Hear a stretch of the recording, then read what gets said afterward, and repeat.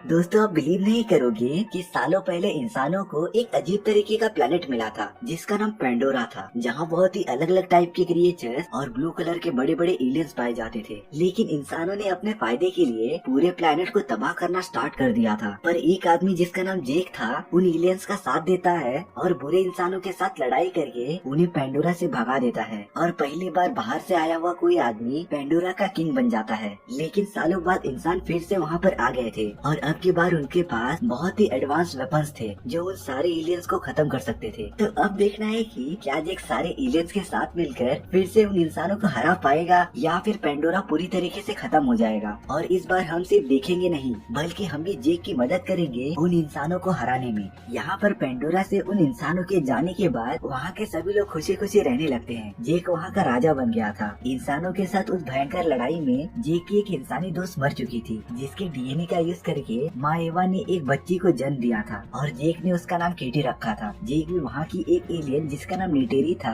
उसके साथ रहने लगा था। जेक का अपना भी बच्चा पैदा होता है जिसका नाम वो नीटेम रखता है। वो सारे एलियंस माँ एवा की पूजा करते थे जो कि उनके पूरे प्लेनेट पर जीवन का संतुलन बनाए रखती थी। जेक अब नीटेरी के साथ रहकर खुशी खुशी अपनी लाइफ जीने लगा था। जेक के टोटल 4 बच्चे हुए थे और वो सभी फैमिली की तरह बहुत ही ज्यादा हैप्पी थे। यहाँ पर कुछ इंसान पेंडोरा पर ही रुक गए थे जो कि पेंडोरा को कोई भी नुकसान नहीं पहुँचाना चाहते थे और अपनी रिसर्च को आगे बढ़ाना चाहते थे। वो कर्नल जिसने इंसानों के साथ मिलकर पेंडोरा पर हमला किया था वो मर चुका था, लेकिन उसका एक छोटा सा बच्चा बाकी लोगों को मिल गया था। तो वो सब कर्नल के बच्चे को पालने का डिसाइड करते हैं और उसका नाम स्पाइडर रखते हैं। स्पाइडर तो हमेशा जेक के बच्चों के साथ खेलता रहता था और उन्हें देखने पर ऐसा लग ही नहीं रहा था कि वो अलग अलग प्रजाति के हैं, क्योंकि जेक के बच्चे भी उसके साथ काफी ज्यादा खुश थे। लेकिन यहाँ पर जेक की वाइफ नेटेरी स्पाइडर को अपने परिवार का हिस्सा नहीं मानती थी, क्योंकि उसके फादर ने पिछले टाइम पेंडोरा को काफी ज्यादा नुकसान पहुंचाया था और वो ये बात कभी नहीं भूल सकती थी। जेक अपने सारे बच्चों को खुद ही पेंडोरा पर रहने का तरीका सिखाता है और उन्हें शिकार करने का सही तरीका सिखाता है। लेकिन कहते हैं ना, हैप्पीनेस लाइफ का सिर्फ एक ही पार्ट होता है। एक दिन जैक और नेटेरी देखते हैं आसमान से बहुत सारे तारे नीचे गिर रहे हैं और सच में वो कोई तारे नहीं थे बल्कि वो इंसान थे जो कि पेंडोरा पर वापस हमला करने आ रहे थे और वो इस बार सभी चीजों के लिए तैयार थे। उन इंसानों ने अपने वेपन्स को इस तरह डेवलप किया था कि उनके सामने आने वाली कोई भी चीज वो पूरी तरीके से तबाह कर सकते थे। और जिन चीजों की वजह से वो उन एलियन से लास्ट टाइम हारे थे उन लोगों ने उसका भी सॉल्यूशन निकाल लिया था, जिसका यूज करके वो अब वापस पेंडोरा पर हमला करने वाले थे। उन लोगों ने तो पेंडोरा पर हमला करना स्टार्ट भी कर दिया था। वहाँ के पूरे जंगल जला दिए थे। पेंडोरा के सारे एनिमल्स और क्रिएचर्स यहाँ से वहाँ भाग रहे थे, जिसमें कि वो सारे एलियंस कुछ नहीं कर सकते थे क्योंकि उन इंसानों ने पेंडोरा पर अचानक हमला किया था और उन सारे एलियंस की प्रजातियों को इस बारे में बिल्कुल भी पता नहीं था। यहाँ पर उन इंसानों के लैब में एक अवतार उठता है और वो वहाँ के सभी लोगों को मारने लगता है और तब पता चलता है कि वो अवतार उसी कर्नल का है जिसे कि नेटेरी ने मूवी के फर्स्ट पार्ट में मार दिया था। लेकिन लड़ाई में आने से पहले उन लोगों ने कर्नल की सारी मेमोरीज और डीएनए का यूज करके एक अवतार बना लिया था और अब कर्नल को अपना अधूरा काम पूरा करना था, जो कि था जेक को मारना और पूरे पेंडोरा को अपने कब्जे में कर लेना। जेक अपने कुछ साथियों के साथ उन पर हमला करते रहता है और उन इंसानों की टेक्नोलॉजीज को खत्म करता रहता है और ये सबसे अच्छा वे था क्योंकि इसी तरीके से वो इंसानों को कमजोर कर सकते थे। और अगर मेरी मानो तो उन इंसानों को टक्कर देने का सिर्फ एक ही रास्ता था, उनकी ही टेक्नोलॉजी और एडवांस वेपन्स उनके ही खिलाफ यूज करना। और ये सेम चीज जेक और बाकी सब करते हैं। उन लोगों ने एडवांस वेपन से भरे ट्रेन को तबाह कर दिया था और उन सारे वेपन्स पर कब्जा कर लिया था। जेक का बेटा नीटेम भी अपने फादर के जैसा बनना चाहता था, तो वो इंसानों के खिलाफ बगावत में उसका साथ देना चाहता था, इसीलिए वो उसके साथ आया था और वेपन्स को इकट्ठा करने में मदद कर रहा था। तभी वहाँ पर इंसान एक बहुत बड़े जेट में आ जाते हैं जो कि जेक और बाकी सभी पर हमला करते रहते हैं और उस हमले में नेटेम काफी ज्यादा घायल हो जाता है। लेकिन जैक और बाकी सब वहाँ से सारे लोगों को निकालने में कामयाब हो जाते हैं और वो नेटेम को भी एक सेफ जगह पर लेके आ जाते हैं। उन इंसानों ने सारे एलियंस का घर तबाह कर दिया था, तो अब वो एलियंस एक बड़ी सी गुफा में रहते थे जहाँ पर वो सब सेफ थे। जेक अपने बेटे नेटेम को काफी ज्यादा डांटता रहता है क्योंकि उसके मना करने के बावजूद भी नेटेम उसके साथ आया और सच में नेटेम मरते मरते बचा था। यहाँ पर कर्नल अपने साथियों के साथ इंसानों द्वारा बनाए गए एक मिलिट्री बेस में आ जाता है। वहाँ की कैप्टन कर्नल को बताती है कि जेक उन सभी के मिशन में एक कांटा सा बन गया है और उन सभी पर हमेशा हमला करता रहता है, तो उन सभी को जेक को कैसे भी करके रोकना पड़ेगा और उसे जान से मारना पड़ेगा, नहीं तो वो पेंडोरा पर कब्जा नहीं कर पाएंगे। यहाँ तो कर्नल को पहले से ही जेक पर काफी ज्यादा गुस्सा था और अब ये बात सुनने पर उसका गुस्सा दुगना हो गया था, तो वो अपने कुछ साथियों के साथ जेक को ढूंढने ढूंढने के लिए जंगल में आ जाता है। उसी जंगल में जेक के चारों बच्चे घूमने आए थे और वो सब दूर से कर्नल और बाकी सभी को देख लेते हैं। निटिम ये सारी बातें जैक को बताता है। जैक उन सभी को बिना कुछ हरकत किए वहाँ से निकलने के लिए कहता है। जैक के सारे बच्चे जब वहाँ से जाते रहते हैं तब उन्हें कुछ आदमियों ने घेर लिया था और अब कर्नल के लोगों ने जेक के बच्चों को पकड़ लिया था। कर्नल स्पाइडर को देखकर तुरंत समझ जाता है कि वो उसका बेटा है। तभी वहाँ पर जेक और नेटेरी पहुँच जाते हैं और कर्नल के आदमियों पर हमला करते रहते हैं। जेक और नेटेरी कैसे भी करके अपने बच्चों को वहाँ से निकालने में कामयाब हो जाते हैं, लेकिन कर्नल ने स्पाइडर को पकड़ लिया था और वो स्पाइडर को अपने साथ शिप पर लेकर चले जाता है। एक सेफ जगह पर आने के बाद जेक नेटेरी से कहता रहता है कि उन्हें जल्दी अपनी छुपने की लोकेशन चेंज करनी पड़ेगी क्योंकि स्पाइडर अब उनके पास है। तो अगर स्पाइडर ने उन्हें बता दिया कि वो सब कहाँ छुपे हुए हैं तो वो सारे इंसान बचे हुए एलियंस को खत्म कर देंगे, जिससे कि पेंडोरा पूरी तरीके से उनके कब्जे में आ जाएगा। यहाँ पर कर्नल और उसके लोग स्पाइडर को काफी ज्यादा टॉर्चर करते रहते हैं, लेकिन स्पाइडर निकला काफी ज्यादा सख्त लौंडा। उसने बोला कि जान चली जाए लेकिन वो अपना मुंह नहीं खोलेगा कि बाकी एलियंस और जेक कहाँ छुपे हुए हैं। इसके बाद कर्नल स्पाइडर को अपने तरीके से समझाने जाता है और उसे वापस अर्थ पर जाने का लालच देता है। यहाँ पर जेक ने किसी और को राजा बना दिया था और वो अब अपनी फैमिली को लेकर वहाँ से जा रहा था। काफी दिनों के सफर के बाद जेक अपने परिवार को लेकर एक आइलैंड पर पहुँच गया था जहाँ पर कुछ अलग प्रजाति के एलियंस रहते थे। वो दूसरे प्रजाति के एलियंस जमीन और पानी के अंदर रहने में केपेबल थे। वो सारे लोग जेक और बाकी सभी को देखकर काफी ज्यादा शॉक हो गए थे क्योंकि वो उनसे काफी ज्यादा अलग दिख रहे थे। तभी वहाँ पर उन सभी का लीडर आ जाता है। जेक उनके लीडर से उसके परिवार को यहाँ रहने देने के लिए रिक्वेस्ट करने लगता है, लेकिन उसका लीडर बताता है कि वो सारे लोग सेफ्टी के लिए पानी के अंदर रहते हैं, लेकिन जेक और उसकी प्रजाति सिर्फ जमीन पर ही रह सकती थी, तो वो वहाँ पर सरवाइव नहीं कर पाएंगे। लेकिन जेक का मानना था कि अगर वो थोड़ी सी प्रैक्टिस करें और पानी के अंदर रहने की ट्रेनिंग स्टार्ट कर दे तो वो भी उनके तरह पानी के अंदर अच्छे से सांस ले पाएंगे। इसके बाद उनका लीडर मान जाता है जेक को अपने यहाँ रहने देने के लिए। वहाँ का लीडर अपने लोगों से जेक और उसकी फैमिली की मदद करने के लिए कहता है ताकि वो उन्हें पानी में रहने की ट्रेनिंग दे सके, और उसी दिन से ही उन सभी की ट्रेनिंग स्टार्ट हो जाती है। स्टार्टिंग में उन लोगों को काफी ज्यादा परेशानी हो रही थी और वो तो पानी के अंदर ज्यादा टिक ही नहीं पा रहे थे। वहाँ के लोग उन्हें पानी के अंदर सांस लेना और पानी के एक क्रिएचर पर सवारी करना सिखाते हैं। जेक को भी स्टार्टिंग में काफी ज्यादा प्रॉब्लम हो रही होती है, लेकिन वो सब धीरे धीरे इम्प्रूव कर रहे थे और उन सभी को वहाँ के इन्वायरमेंट में रहने की आदत हो गई थी। यहाँ पर कर्नल स्पाइडर के साथ अपने लिए एक इकरार चुनने आया हुआ होता है जो कि बहुत बड़े उड़ने वाले क्रिएचर्स होते थे और वो अपनी लाइफ में सिर्फ एक ही बार अपने ओनर को चुनते थे। कर्नल उनमें से एक इकरार को पकड़ने में कामयाब भी हो जाता है। यहाँ पर जेक और बाकी सभी की ट्रेनिंग चालू रहती है और वो सब काफी ज्यादा अच्छा परफॉर्म कर रहे होते हैं। यहाँ पर किटी का कुछ लोग मजाक उड़ाते रहते हैं और उस पर हंसते रहते हैं। तभी इसी बात पे नेटिम और उनकी लड़ाई हो जाती है जो कि सही भी थी। एक भाई कैसे अपने बहन की बेइज्जती सहन करेगा, लेकिन जेक उन्हें बताता है कि उन्हें इस तरह लड़ाई नहीं करनी चाहिए क्योंकि उन सभी को यहाँ पर हमेशा के लिए रहना है तो उन्हें सभी से दोस्ती बना कर रखनी पड़ेगी। इसके बाद नेटिम उन लोगों से माफी मांगने चले जाता है और उनके तरफ दोस्ती का हाथ बढ़ाता है। वो लोग नेटिम को माफ कर देते हैं और पक्के दोस्त बन जाते हैं। वो सारे लोग नेटिम को लेकर एक जगह पर आ जाते हैं जहाँ पर वो हमेशा शिकार करने आया करते थे। जब वो सब पानी के अंदर चले जाते हैं तो वो नेटिम को एक मछली पकड़ के दिखाने के लिए कहते हैं। नेटिम तो शिकार करने चले गया था और तब पता चलता है कि ये सब एक चाल थी और वो लोग नेटिम को छोड़कर वहाँ से भाग जाते हैं। नेटिम तो शिकार करने में बिजी था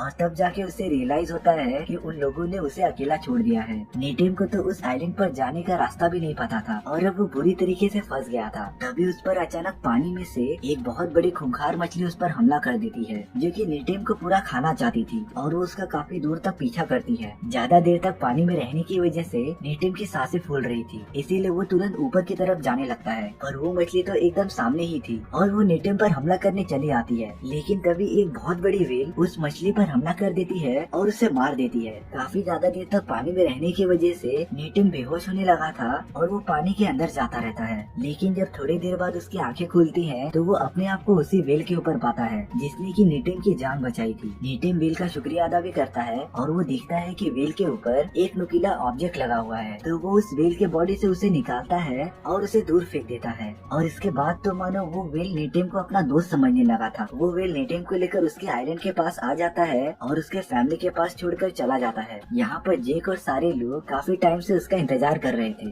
जेक नेटिम को डांटता रहता है कि उसे इस तरीके से गायब नहीं होना चाहिए। जब लीडर को पता चलता है कि उसके बेटे ने ही नेटिम को पानी के अंदर फंसाया था, तो वो उसे काफी ज्यादा डांटता रहता है। पर जेक कहता है कि इसमें दोनों की ही गलती है और इसके बाद नेटिम और लीडर के बेटे में दोस्ती हो जाती है और वो अब हमेशा साथ में रहते थे। अगले दिन नेटिम सभी को उस व्हेल के बारे में बताता है जिसने कि उसे बचाया था, और वो बताता है कि उस बड़ी सी व्हेल का एक फिन टूटा हुआ था। वहाँ के लीडर की बेटी तुरंत समझ जाती है कि उस बड़ी सी व्हेल को टुकुन कहा जाता है, लेकिन जिस व्हेल को नेटिम ने देखा था उसे पाइकन कहा जाता था, जो कि सारे व्हेल से अलग था क्योंकि उसने कई व्हेल्स और लोगों की जानें ली थी। नेटिम इस बात का भरोसा नहीं करता क्योंकि उस व्हेल ने उसे कोई भी डैमेज नहीं पहुंचाया था, बल्कि उसने नेटिम की जान बचाई थी। तो वो इस बात का पता करने के लिए उस व्हेल के पास चले जाता है। नेटिम उस व्हेल से साइन लैंग्वेज में बात करता रहता है और पूछता है कि उसे दूसरों से अलग क्यों रखा गया। इस बात का जवाब देने के लिए वो व्हेल नेटिम को पानी के अंदर लेके जाने लगती है, और ये सीन सच में काफी ज्यादा अच्छा दिख रहा था। यहाँ पर कर्नल स्पाइडर को लेकर अपनी सेना के पास आ जाता है और वो लोग बड़े बड़े शिप का यूज करके जेक और बाकी सभी को डिफरेंट आइलैंड पर ढूंढते रहते हैं, और काफी सर्च करने के बाद वो एक आइलैंड पर पहुंच जाते हैं जहाँ पर कुछ एलियंस रहा करते थे। कर्नल और उसकी टीम वहाँ पर आ जाती है और उन सभी को मारने लगती है।